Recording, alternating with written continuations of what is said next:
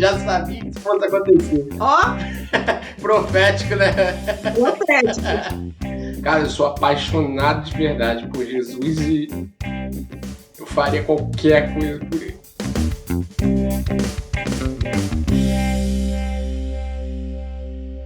Olá! Chegamos a mais um Entre Irmãos e eu tenho uma alegria de estar aqui com você.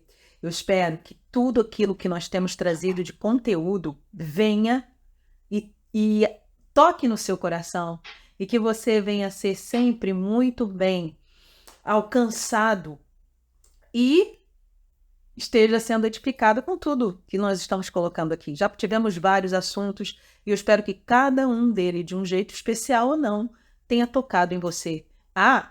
E que você compartilhe isso também para que outras pessoas possam ser alcançadas.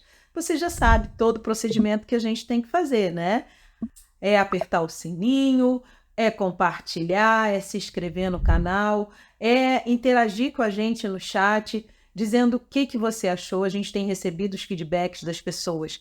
E depois, se você puder, diz pra gente qual foi o que você gostou mais. Conta pra nós qual foi o que você gostou mais. Qual o programa que tocou mais a sua vida. Hoje nós temos a presença de um querido que eu conheço assim, bem desde juvenil e tal. O nome dele é Rafael Souza, é um querido, é um filho do coração. E hoje a gente vai bater um papo aqui e você vai ver que Deus pode fazer infinitamente mais do que pedimos ou pensamos através dos jovens e dos juvenis. Seja bem-vindo, Rafael, tudo bem? Tudo bom, muito obrigado pelo convite. É um prazer estar aqui, né? Nesse bate-papo entre irmãos, né? Podermos acrescentar algo e poder debater ou falar, discutir algo que acrescenta no reino de Deus, né? Isso é muito bom. E Rafa, como é que tá aí a vida? Como é que tem sido as coisas? Como é que tá a tua caminhada com Jesus? Conta para mim como é que foi o início e como está sendo hoje. Eu sou aquele chamado de cristão de berço, né? Uhum. Sou chamado de cristão de berço. Eu sou cristão desde que nasci. Minha mãe me criou nos caminhos do Senhor. Fui criado na Assembleia de Deus até os meus 10 anos de idade. Nos meus 10 anos de idade, quando eu me mudei de uma cidade para outra, foi quando eu fui convidado para poder conhecer uma nova denominação que para mim de início foi um pouquinho diferente, porque eu estava muito acostumado com o Ritmo. tradicionalismo tal, assembleiano, e a primeira coisa que eu vi, eu fui para a igreja metodista, né? Fiquei 20 anos na igreja metodista, que foi muito benção na minha vida essa igreja. E hoje eu me encontro na Igreja Batista Atitude, Nova Iguaçu, e estou lá há mais ou menos 3 meses, eu acho, se não me engano, e tem sido um diferencial muito grande nessa nova caminhada, nesse novo processo da minha vida, mas isso tem sido tão edificante viver esse novo de Deus na minha vida, que a gente soube esperar o tempo de Deus, né, para essa mudança. E hoje estou lá congregando na Igreja Batista Atitude Nova Iguaçu, muito feliz. Não imaginava que um dia fosse ser batista, mas hoje estou aí. Fui de Eu acho assembleiano para metodista e agora metodista sou. para batista. Não, eu amo esses movimentos e graças a Deus, Deus não vem buscar a denominação, Deus vem buscar o seu povo. Então não importa onde a gente esteja, mas dependendo da denominação que a gente esteja, porque Deus vem buscar o seu povo. Então, no final, junta o lote todo, tira os muros e ele vem, pega a galera e leva. Mas, Rafa, vamos falar um pouquinho. Eu queria que você contasse um pouquinho da sua trajetória. Eu sei que Deus realiza sonhos e ele realizou alguns seus. Conta pra gente qual foi o sonho assim mais significativo que Deus pôde realizar para você. Eu fui criado num lugar bem humilde, né? Fui criado numa comunidade do Rio de Janeiro e aos meus 10 anos de idade, meus pais resolveram se mudar para Nova Iguaçu e dali a gente começou uma nova trajetória na minha vida, começou uma nova etapa que para mim assim de início foi tudo muito novo.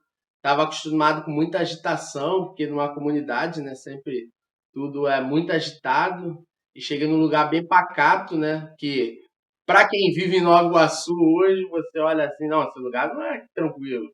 Mas para quem vinha de uma realidade muito agitada, com diversos tipos de coisa, é, ir para um lugar que para mim foi muito pacato, eu senti um pouco de diferença no início, mas que acredito que essa mudança, esse projeto de Deus me mudar de um lugar para o outro, ele começou um diferencial na minha vida, tanto não só na minha caminhada cristã, que, como eu disse, eu fui criado de berço, né? Eu fui Uhum. criado, sou de berço cristão e fui aprendendo os costumes cristãos e com tradicionalismo fui tendo muito temor. Eu costumo dizer que o temor que eu tenho hoje pela palavra, o temor que eu tenho hoje por Deus, isso deve muito desde a caminhada ali, o início, e no decorrer fui crescendo, o tempo foi passando e tal, e comecei a namorar já com 15 anos de idade, aí encontrei que até hoje é minha esposa, graças a Deus. Sua primeira namorada? Minha primeira namorada e minha única namorada, na verdade, né? Minha primeira e única namorada, né? E nós somos muito felizes até hoje, né? E dentro nesse decorrer aí, tive até novas experiências, fui ter experiências profissionais aí, comecei a trabalhar como office boy ainda bem cedo, com 15 anos de idade, estudava de manhã e trabalhava no período da tarde, né? E assim, para mim era um pouquinho sacrificante, mas acredito que isso me forjou bastante. E hoje, graças a Deus, eu sou um funcionário público, né? Passei num concurso passei em 2011, ingressei em 2012 e hoje eu tenho 11 anos de casa, graças a Deus, sou realizado profissionalmente e é isso. O menino que veio lá da comunidade. Você imaginava que isso poderia acontecer com você, Rafael? Essa trajetória diante do ambiente que você vivia? Não, não, eu não imaginava. O concurso que eu prestei, eu sou um militar, né? Sou militar da Marinha do Brasil e confesso que eu não esperava de me tornar um militar, ainda mais saindo de uma comunidade. Eu não tinha, na verdade, uma pretensão a isso. Apesar de minha mãe falar que eu, quando pequeno, eu falava que eu ia ser militar, mas eu juro que eu não lembro disso. Eu não lembro, mas quem sabe que isso aí já era profético, né? Quem sabe que isso aí, quando eu falava, quando criança, isso já era profético. E graças a Deus isso é o que sustenta a minha família hoje, né? É o que tem realizado os projetos e sonhos na minha família. Você falou aí de uma coisa chamada. Você falou da sua única, você só teve uma namorada, que hoje é sua esposa. E se tem uma coisa que os jovens têm, é pressa. E hoje o mundo leva os jovens e até os adolescentes, muito cedo, através das programações, através dos filmes, a experimentar. A moda é experimentar. E você não fez isso.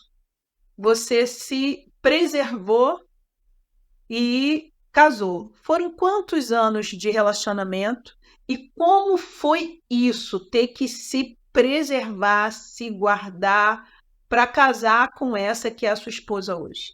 Nós começamos a namorar bem cedo, né? Então, com 15 anos de idade, nós começamos a namorar. E nós éramos muito novinhos, né, ainda. É, o primeiro relacionamento, tanto meu quanto dela. Nós ouvíamos muito assim, vocês com 15 anos estão namorando, isso aí é muito aquele negócio de adolescente, né? É coisa de Fogo de adolescente palha. ainda, fogo de palha. Eu falava o seguinte, que a palavra de Deus ela diz que quando você se une a sua esposa, você está ali, você faz aquele juramento perante ali a pessoa a autoridade que está ali é, presidindo aquela cerimônia, não só no religioso, tá?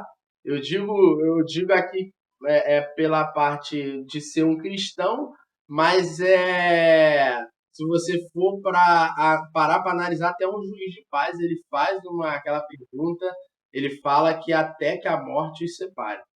Então nós decidimos isso e eu pensava aquilo assim comigo, eu falava, é, se eu tenho que estar casado com uma pessoa até que a morte separe,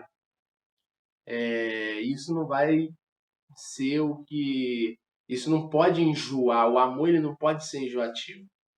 E hoje nós temos 17 anos de relacionamento, porque, como eu disse, a gente começou com 15 anos. Deixa eu ver se eu não vou errar nas contas aqui. 8 anos nós namoramos 8 anos e foi quando nós nos casamos. E aí você pergunta, como você está dizendo, nós nos guardamos, nós sofremos muita pressão. Aí você vai falar assim, foi fácil? Não foi fácil nos guardar. Não foi fácil nos guardar. Foi uma decisão. Foi uma decisão. A gente sofria. Eu, particularmente, sempre sofri muito. O homem, ele sofre muito aquela pressão assim. Fala sério, pô. Você vai se guardar quanto a isso, não sei o quê. Até quando eu entrei para a Marinha e tal, que eu me tornei um militar, isso, muitas pessoas zombavam de mim, tinha aquela pressão e falava assim, cara, como é que tu pode? Tu vai ficar se guardando assim e não sei o que, isso não existe. Hoje em dia, no século XXI, você... Eu falei, não, cara, mas isso é um propósito meu de vida. Eu decidi isso. Nós decidimos é, Seguir esse caminho, né? seguir esse caminho, trilhar esse caminho e a gente não se arrepende nem um pouco disso, né? Hoje nós temos 9 anos de casados já, como eu disse, 17 anos de relacionamento e a gente sempre lembra desses fatos e a gente fala como foi bom preservar isso e hoje poder viver um casamento bem saudável, lindo e abençoado por Deus. No meio dessa sua trajetória, você teve amigos, eles, é óbvio, né? Você tem amigos. E os outros amigos também se preservaram? Ou no meio da caminhada foi difícil? Num grupo, né? Que a gente anda em comunidade. E os Sim. amigos em volta, como é que foi isso? Então, os amigos em volta. Eu tinha muitos amigos, né, nesse decorrer. Eu acho que poucos conseguiram chegar a esse fim aí de realmente se guardar, né? Porque assim, nós nos guardamos e sabemos que é muito difícil, não é fácil. A É gente esperar namora com paciência, né? isso, a gente namorava e quando a gente percebia que poderia estar esquentando, que esquentava a gente, cada um ia pro seu canto, ia para sua casa e tal.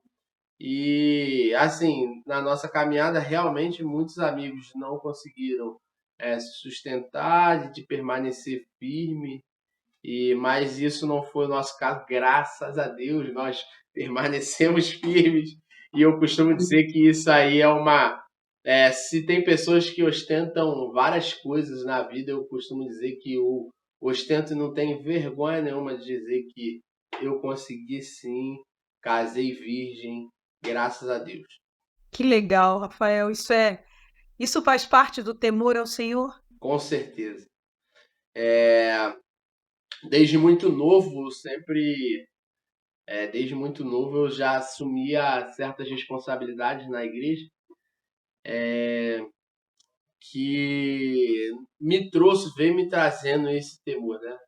Assumia certos tipos de liderança, e isso me trazia esse temor. Que o que eu oro sempre a Deus até hoje é que eu jamais envergonhe o nome dele, em hipótese nenhuma. Que eu permaneça sempre firme e, em hipótese nenhuma, eu venha chegar ao ponto de envergonhar o nome do Senhor. Isso é uma coisa até um pouco particular que eu vou contar aqui, mas eu costumo dizer que isso eu só comentei talvez com a minha esposa, não sei se ela lembra, mas é uma oração que eu já fiz a Deus, Senhor, se eu for fazer algo que envergonhe o teu nome nessa terra, que eu talvez mesmo com um pouco de influência, porque querendo ou não, influência não é só quando você tem milhões de seguidores. Você é influente talvez num lugar seu de trabalho que esteja com 10 pessoas, 5 pessoas. E eu falo com Deus que se for ao ponto de eu envergonhar o nome dele, de fazer tantas vidas se perderem, que ele me leve antes. Que ele não me permita cometer tal coisa que eu possa envergonhar o nome do Senhor. Isso é uma oração Forte, né? forte, corajosa, sim. E tem uma passagem na Bíblia que diz que o Senhor leva o justo antes que ele veja o mal, né? A gente sabe disso. Para que o justo não veja o mal, o Senhor até o tira. E você já está antecipando, falando, Senhor, eu não quero envergonhar o teu nome, eu não quero que o teu nome. Porque, afinal de contas, somos representantes dele, né? Isso. Somos embaixadores desse reino, e como representantes, né, desse reino, como embaixadores que o Senhor nos levanta, que não haja escândalo na nossa vida, né? Embora o Senhor diga que é necessário que haja os escândalos e que os escândalos vão acontecer, mas ai daquele pelo qual o escândalo acontece. E Rafa, eu sei que você, na sua trajetória, e muito novo, você falou sobre assumir responsabilidades. Eu sei que uma das responsabilidades que você sempre teve foi em relação ao dízimo. Você sempre teve essa questão de fidelidade. O que é fidelidade para você? O dízimo para mim sempre foi, né? Desde que eu aprendi na igreja metodista sobre dízimo,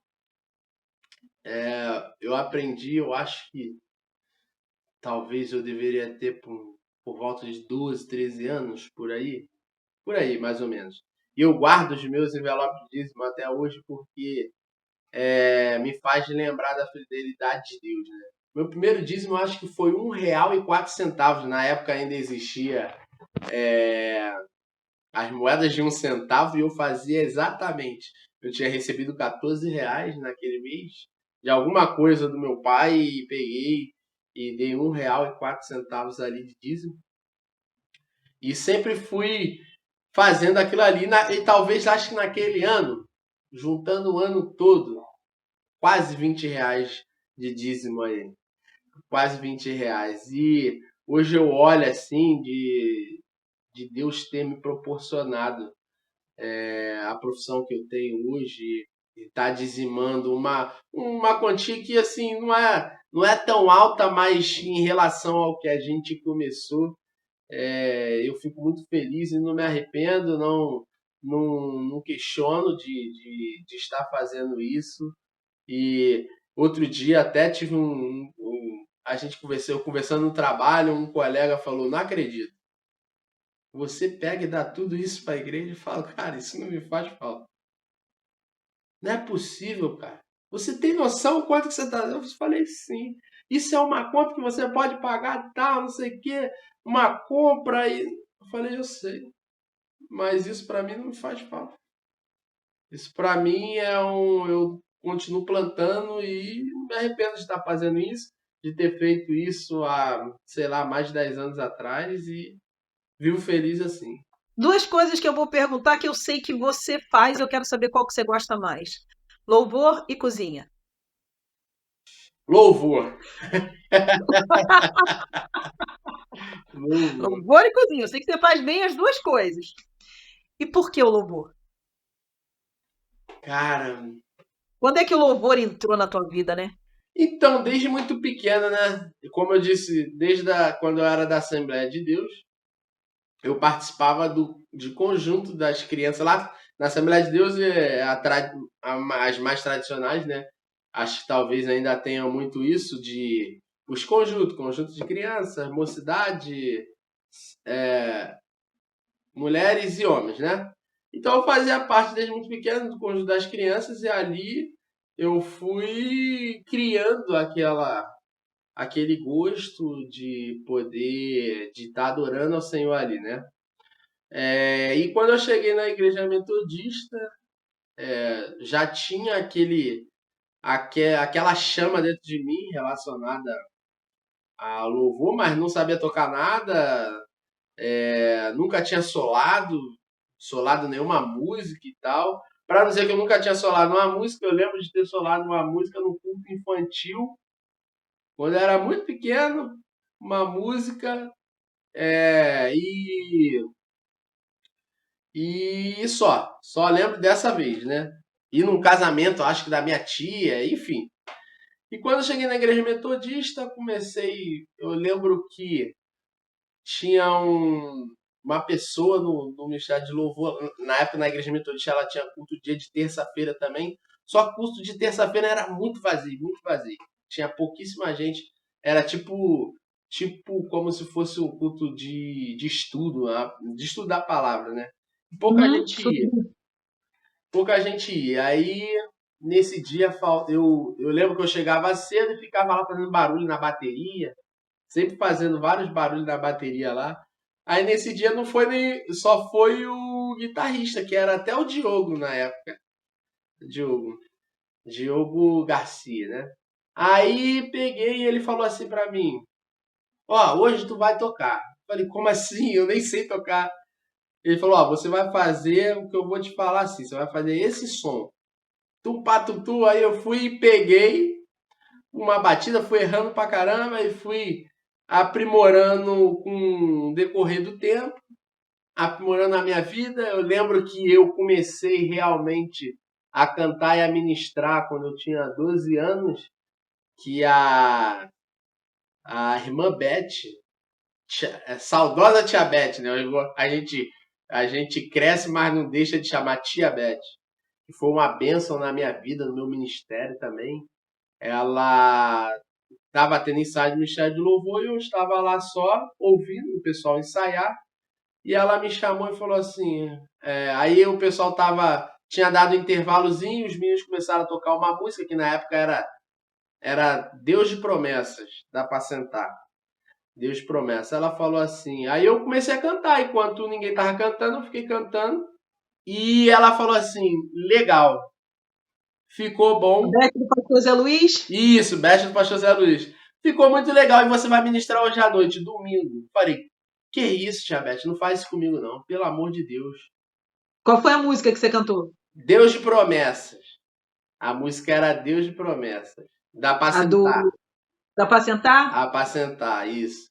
Aí eu peguei, fiquei em casa olhando no espelho, ensaiando, treinando, falando, pensando o que eu ia falar e tal. E dali por diante, aquilo ali virou a minha vida. Hoje é o que eu mais amo fazer. Independente. Deus da aliança, é essa? Isso aí. Uma palhinha depois, né? Deus de aliança, Deus de promessa.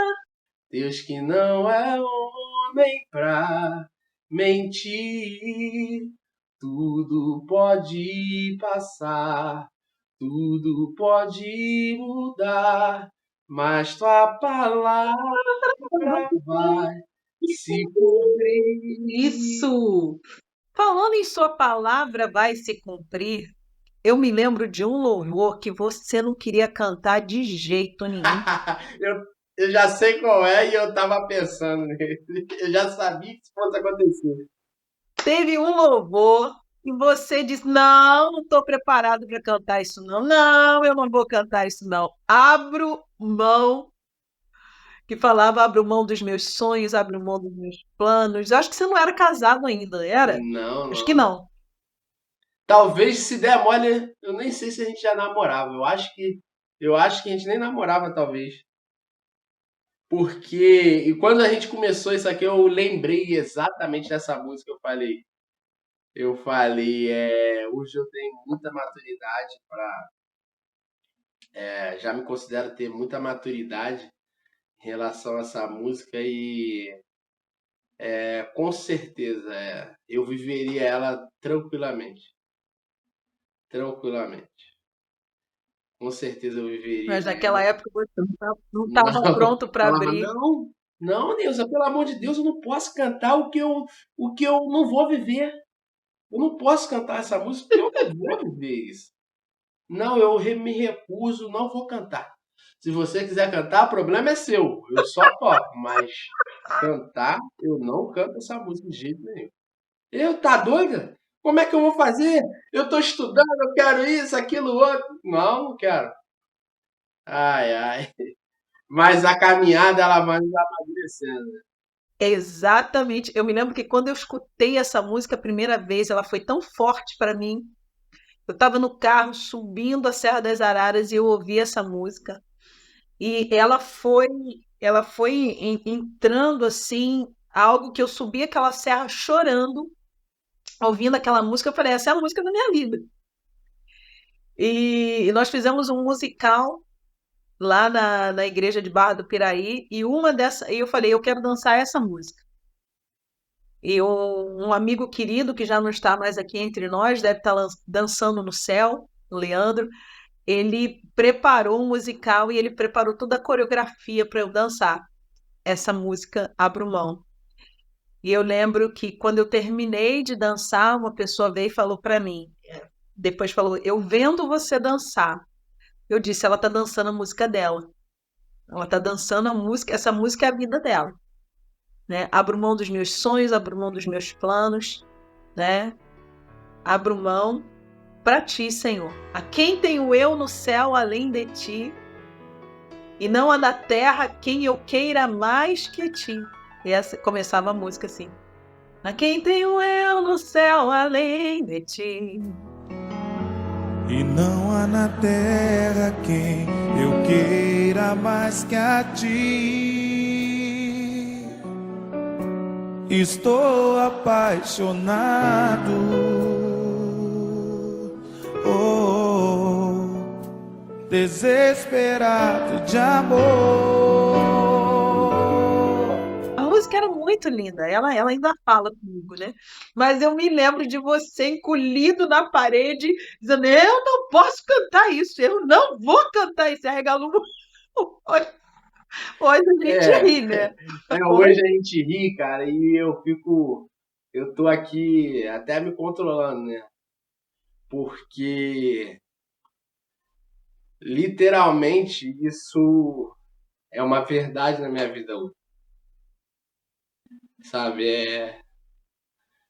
Eu digo que, cara, eu sou apaixonado de verdade por Jesus e eu faria qualquer coisa por ele. É isso aí. A gente abre mão e entrega para ele. E a gente mesmo olhando, hoje a gente olha talvez tudo que a gente já tenha conquistado, mesmo que a conquista não tenha sido nada e essa conquista não é nossa.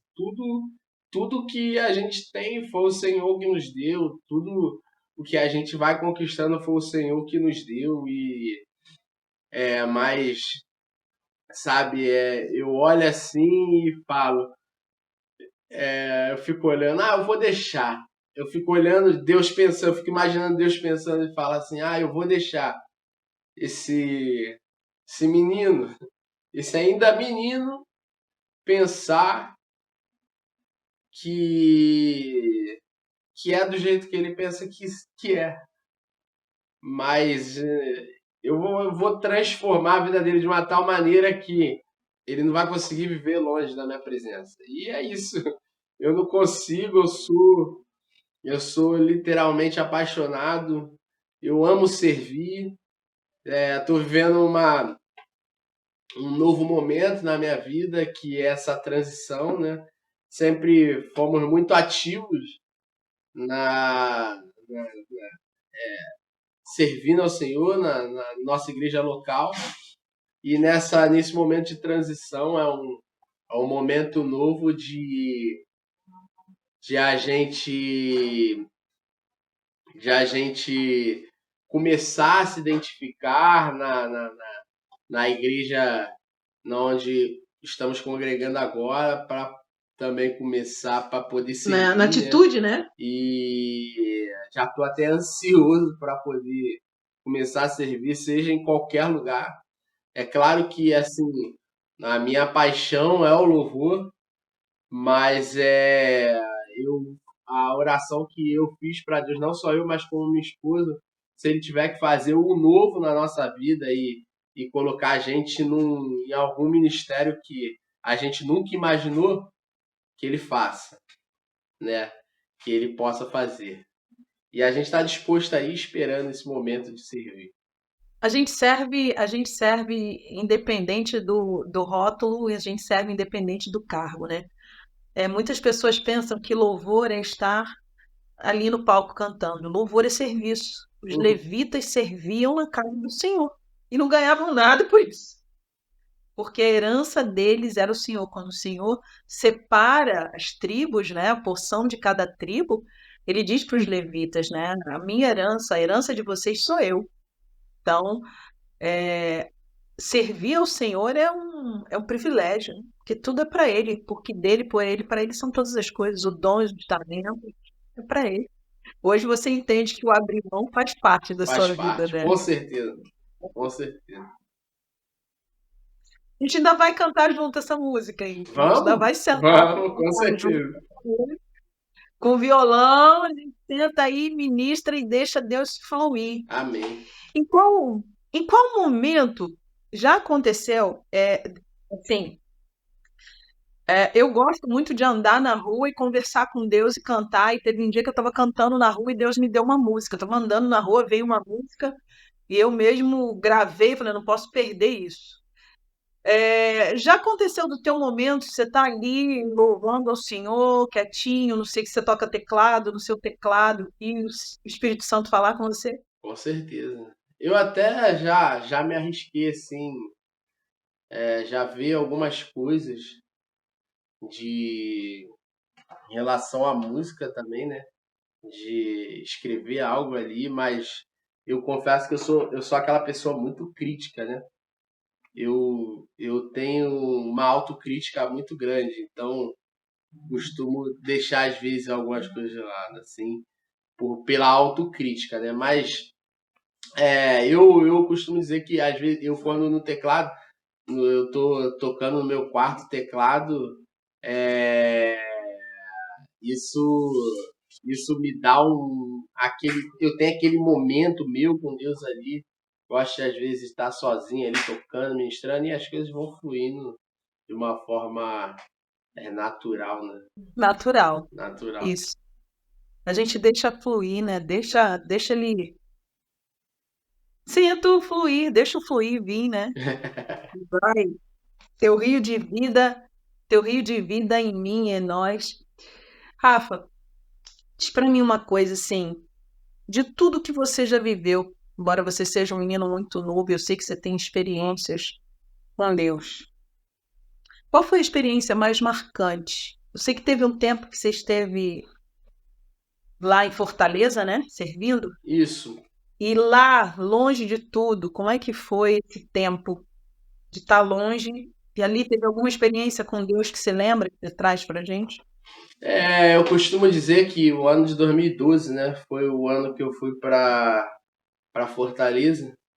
Eu fiquei um ano lá em Fortaleza no curso de formação, né, de marinheiros, na Escola de Aprendiz Marinheiro de Ceará.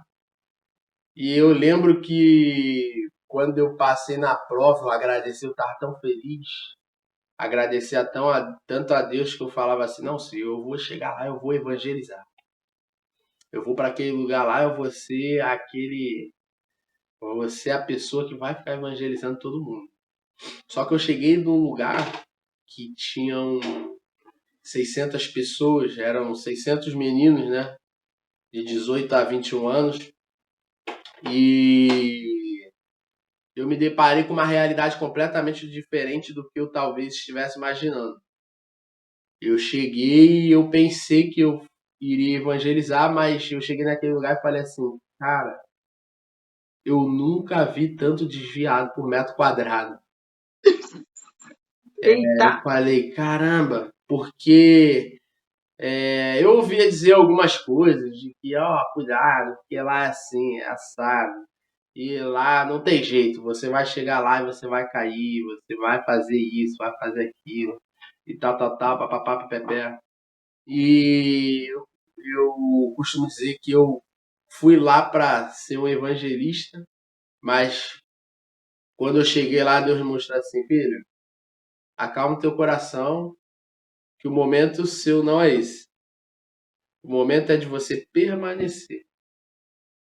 O momento aqui vai ser o momento de você permanecer firme diante da minha presença. Você vai passar dificuldades, mas se você permanecer, eu vou te honrar. Eu vou estar contigo a todo momento. É só você segurar na minha mão, caminhar comigo, que eu vou caminhar contigo. E realmente, para mim, até hoje, foi o ano mais difícil da minha vida. Foi o ano de 2012, de ter. Tipo assim, eu tava longe de todo mundo, longe de todos, das pessoas que eu conhecia, longe da minha namorada, da minha esposa, que na época era minha namorada, longe das pessoas da minha igreja, longe de tudo. E Podia fazer o que quisesse, né? Ninguém ia ver. poderia simplesmente fazer o que todo mundo fazia, que todo mundo estava praticando e fazendo. E só que, cara, Deus foi tão maravilhoso na minha vida. Que olha, agora eu tô lembrando aqui, olha só como são as coisas. Deus foi tão maravilhoso na minha vida que tinha uma pessoa na escola, um, um superior lá na escola, que ele pegava a galera assim e levava para a igreja dele para poder ajudar na caminhada, né? E a gente foi para essa igreja e adivinha qual era a denominação da igreja? Vamos ver se vai acertar. Metodista? Não, Batista. Batista? Ó, Profético, né? profético. Ó, A igreja era uma igreja batista, o nome da igreja era Igreja Batista Caris. Acho que é Caris, acho que é o nome. uhum. E chegamos lá, a igreja recebeu a gente, éramos 12 meninos que começou a frequentar lá, e a igreja recebeu a gente e falou assim, chamou a gente lá na frente, e chamou 12 famílias da igreja para adotar cada um da gente. Olha, profético mesmo, né? E dessas 12 famílias, eu acho que, cara, eu costumo dizer que assim, Senhor, muito obrigado. Eu fui muito privilegiado, tive uma família que me acolheu, que até hoje eu mantenho contato, que inclusive eu tive agora há pouco tempo,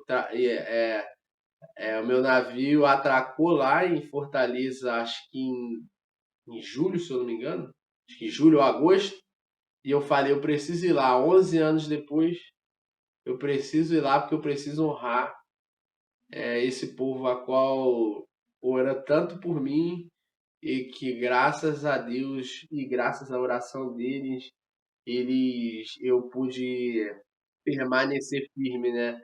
E cheguei lá e, poxa, eles não acreditaram. Falaram, caramba, quanto tempo, não sei o quê.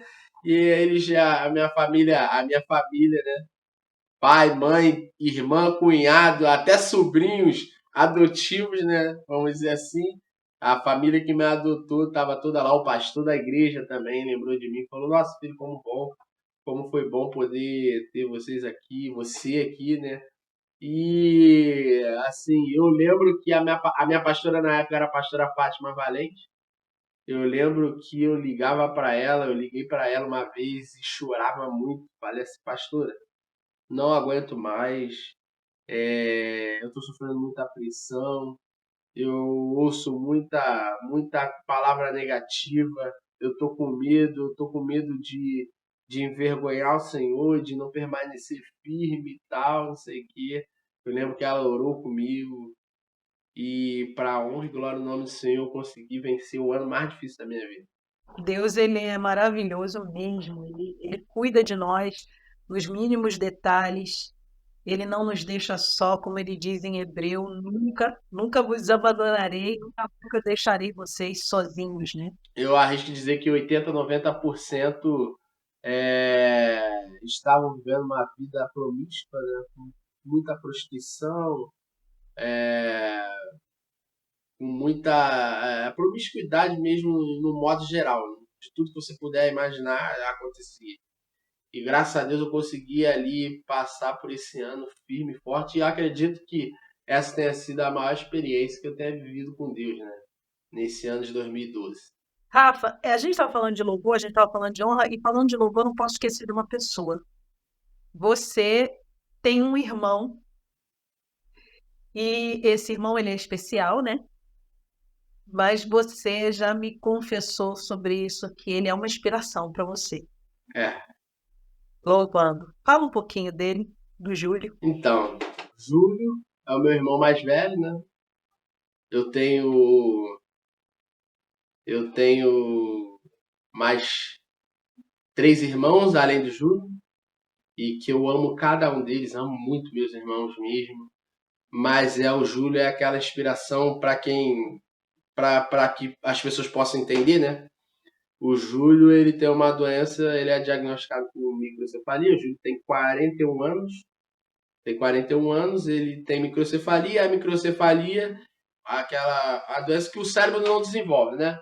Ele tem um corpo normal, ele é um adulto já, mas é um adulto com uma mente de bebê, que a mente dele nunca desenvolveu. E sendo assim, o Júlio ele não entende nada das coisas, sabe? Se você chegar e for falar com ele, Júlio, sei lá, pega esse copo de água e bebe, ele não vai beber. Se você der o prato de comida na mão dele, para ele comer, ele não vai comer. Se você não der, ele não come. Se você não for trocar a fralda dele, der banho nele, ele não vai se limpar, não vai fazer as necessidades dele sozinho. Enfim, ou seja, ele não consegue raciocinar para nada. A única coisa que eu vejo que qualquer pessoa que chegar e tiver um mínimo de convívio com o Júlio, você vai chegar e vai ver assim, se você cantar um louvor e fizer uma oração, ele vai descer lágrima, vai chorar na presença do Senhor, que é uma coisa surreal que você fala assim, cara, isso não é possível, eu não acredito nisso, não tem como ver isso.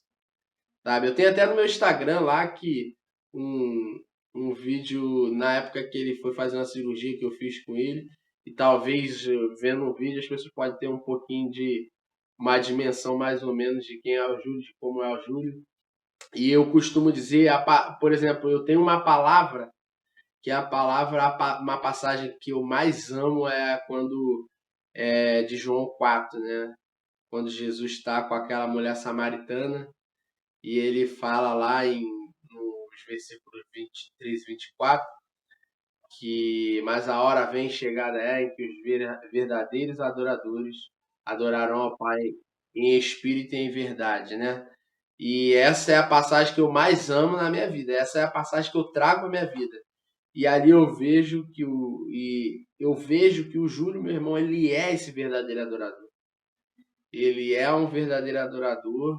E eu falo que se um dia eu conseguir chegar 30%, 50% do que é a adoração do Júlio, eu acho que Jesus me arrebata, porque eu vou ser um adorador mais do que excelência, sabe? Porque o Júlio realmente é a referência para mim, porque tipo assim, para você ter uma ideia, o Júlio, se ele estiver andando e tiver alguma coisa na frente dele, tiver sei lá, um chinelo e ele tropeçar nesse chinelo, é como se o cérebro dele oxigenasse. Talvez eu possa estar falando besteira, mas eu entendo mais ou menos assim.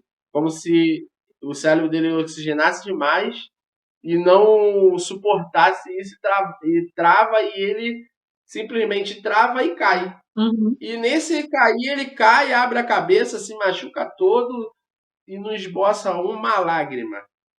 Mas na presença do Senhor, O Júlio chora e não tem uma vez que o Júlio não chora se ele estiver realmente sentindo a presença de Deus ali. Ninguém explica isso, né? Ninguém explica. Não tem explicação. Não dá para explicar. É inexplicável isso. O espírito sente, a alma sente. O racional talvez nunca vai entender isso. Isso tem a ver com o espírito dele sente e aí ele vai. E aí ele flui na presença do Eterno. Isso é muito bom. Isso é muito bom. E diz uma coisa aí. E Dona Arilane? Como é que Dona Arilane é com seu príncipe aí, todos os dias? Você para Arilane e Arilane para você, né? Sua namorada. É minha eterna namorada, né? Minha eterna namorada, a gente costuma dizer que tem muita gente que às vezes olha pra gente e pensa assim, ai, que bonitinho, casal bonitinho, que estão desde 15 anos, ai, o casal perfeito, o casal lindinho, né? É o casal de botar num quadro, não sei o quê. Mas a gente costuma dizer que a gente tem as nossas brigas, a gente tem os nossos desentendimentos, mas a gente sabe respeitar um ao outro, né? Eu costumo dizer que eu tenho um gênio forte, a Arilane também tem um gênio forte, e o início do casamento até a gente adaptar esse gênio forte um do outro, porque com duas criações completamente diferentes, que casamento é isso, chegam duas pessoas com criações completamente diferentes e vão botar no mesmo espaço. Será que isso vai dar bom? Nossa, com hábitos diferentes, posturas diferentes, gostos diferentes, tudo. Isso só vai dar bom se você estiver literalmente ligado com o Senhor. Se você tiver, é aquilo que a palavra diz, que você ligar aqui na terra será ligado no céu. É o que a gente faz, a gente se respeita, e isso não isenta de a gente discutir, não isenta da gente brigar, não isenta da gente um dia ou outro estar chateado um com o outro e tal. Mas eu lembro que a gente aprendeu que a gente jamais deveria dormir. Porque você brigou, se desentendeu, vai dormir um no sofá, o outro na cama ou no outro quarto. Não. Graças a Deus, nesses 9 anos, por mais que talvez um ou outro tenha tentado, não, hoje eu não quero falar com você, eu vou dormir. Aí chega num certo momento que sempre aconteceu isso. Sempre chegou num certo momento que ou o Will ia procurar a Arilane ou a Arilane vinha me procurar. Mas mais das vezes ela é aquela mulher sábia que ela cede muito mais, né, do que eu. Eu costumo dizer que eu tenho aprendido a tentar ceder mais, né? A ceder mais no relacionamento, mas ela se sacrifica muito mais nesse propósito do nosso casamento, assim, de ceder, de ser aquela mulher sábia, né? E isso edifica a casa.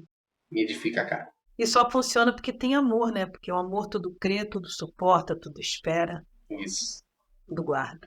Rafa, é uma delícia bater papo com você, é muito bom. Maravilhoso. E seria melhor se você tivesse com o seu teclado aí para a gente fazer Infelizmente estou sem teclado. mas não tem problema, você já fez no gogó. Que mensagem você gostaria de deixar para quem está nos assistindo, principalmente para os novos casais, né? Para essa turma nova que está aí? A gente falou de tantas coisas, mas qual mensagem você gostaria de deixar? A mensagem que eu gostaria de deixar é que para os novos casais é que você possa realmente, além de priorizar ali seu namorado, sua namorada, seu noivo, sua noiva, ou até mesmo seu cônjuge já, né? Você primeiro priorize a Deus, porque Ele precisa ser o centro do seu relacionamento. O centro do seu relacionamento precisa ser Deus. E quando você começa a priorizar as outras coisas, você vai começar a deixar a carne entrar, entrar como prioridade na sua vida. Se a carne entrar, não tem jeito, você não vai conseguir lutar contra a carne. Você não vai conseguir lutar contra a carne e você vai cair. Eu já tive amigos me perguntando, falando assim, mas por que você nunca caiu? Falei, porque eu não me tento. Porque não existe homem ou mulher que se tente permanecer de pé. Porque você está provando a tua carne, você está provando ali. E não tem como. Então, para os novos casais, queiram viver uma vida de santidade. Porque eu te garanto, quando você casar, quando você se unir a essa pessoa que se realmente for de Deus para sua vida, você não vai se arrepender e vai viver uma vida linda, um casamento lindo diante do Senhor. Essa é a mensagem que eu gostaria de deixar. Perfeito. Você ora por nós? Oro, claro.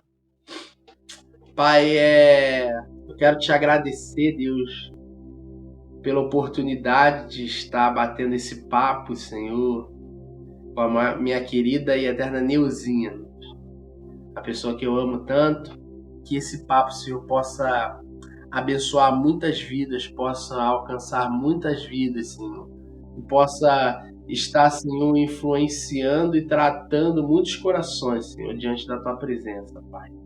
Senhor, que onde essa mensagem chegar, onde essa conversa chegar, Senhor, que Tu possas fazer com que essas palavras, Senhor, possam chegar aos ouvidos, Senhor, de uma forma suave, Senhor, de uma forma, Senhor, com que possa trazer uma nova perspectiva de vida, de relacionamento contigo, de relacionamento conjugal, Senhor, em nome de Jesus, Pai. Nós te agradecemos, Senhor, pelo dia de hoje, por estarmos aqui, por estar ocorrendo, Senhor, este momento, Senhor, a qual nós sabemos, Senhor, que foi difícil de conseguirmos fazer acontecer, Senhor. Mas aprove o Senhor de separar este momento, Senhor, no momento correto, Senhor, para que isso pudesse acontecer, Senhor. Eu te louvo, Senhor, e engrandeço o teu nome, Senhor, porque Tu estás sempre conosco, Senhor, trazendo, Senhor, a Tua bondade, Senhor, no nosso dia a dia, em nome de Jesus. Amém. Amém, Senhor. Muito obrigada, Pai. Obrigada, Rafa. Obrigada pelo seu Obrigado carinho, você. por você estar aqui conosco. E assim, dar um abraço na Erilane, um Pode abraço no Júlio, Pode deixar. na Isabel, sua mãe querida. E assim, foi uma honra tê-lo aqui conosco e que Deus assim te abençoe bastante. Queridos, vocês que ficaram aqui conosco, escutaram todo esse testemunho, saiba que é possível, ainda que seja difícil nesses dias, diante de tantas ofertas, mas é possível se manter santo, é possível se preservar e perseverar para permanecer no Senhor. Esse é o lugar onde as tentações não nos chegam, onde o medo não nos alcança, onde as ofertas não chegam até nós, quando estamos na presença do Senhor. Lá é o nosso lugar de refúgio, lá é o nosso lugar de esconderijo. Esperei com paciência no Senhor e Ele se inclinou para mim e ouviu o meu clamor. Se você está em tempos de angústia, de preocupação, espere no Senhor. Ele se inclinará e ouvirá o seu clamor. Fique bem e leve. Te aguardo no próximo programa.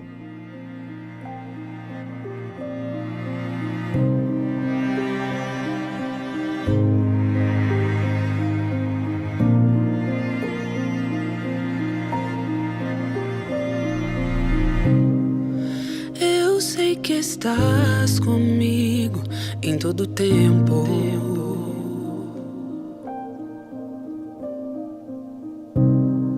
Sei que se importas a cada momento.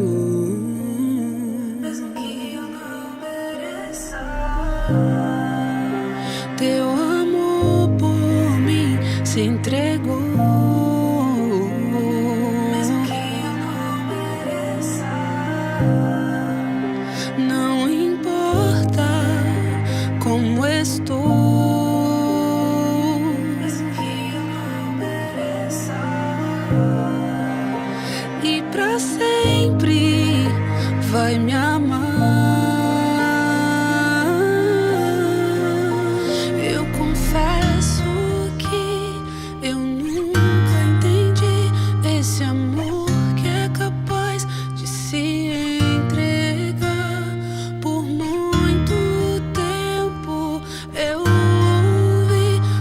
parece que de verdade nunca senti até você chegar, até você me mostrar que esse amor é real e não há nada que possa nos separar.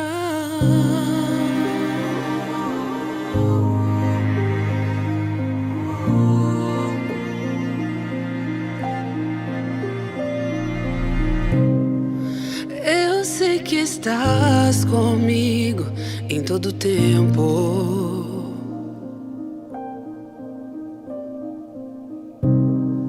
Sei que se importas a cada momento.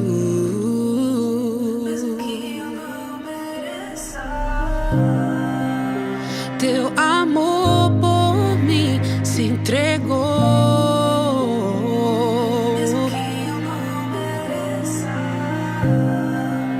Não importa como estou, que eu não mereça, e pra sempre vai me amar.